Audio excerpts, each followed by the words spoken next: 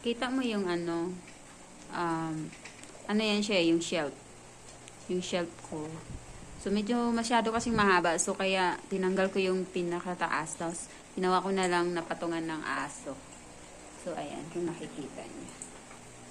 Ayan, para may patungan. Kaysa bibili ka ng ano, bibili ka ng patungan ng aso, ang mahal.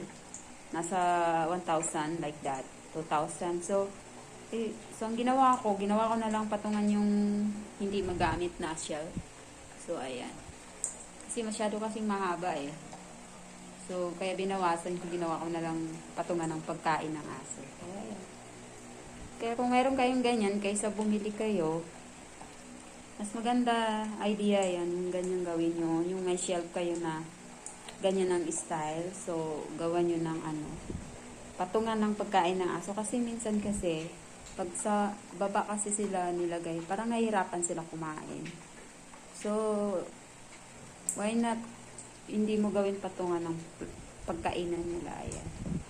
Hindi, na-enjoy pa nila kumain. No? Simple lang.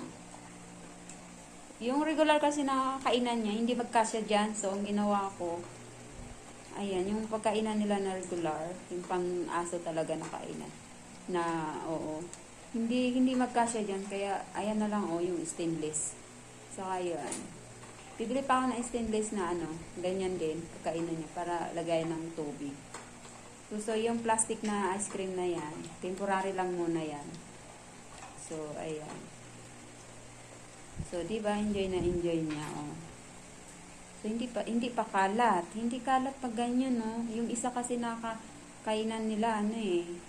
Paglalagyan ng pagkain nila, ano eh, kung makalat. So, ayan. So, Jamie's enjoy the food. So, ito kasi yung ano, yung shelf ko na hindi nagagamit. Kaya, ayan, kung may idea kayo, gawin nyo rin itong kagaya ng ginawa ko kaysa bumili kayo. That's you. What do you want, Dimi?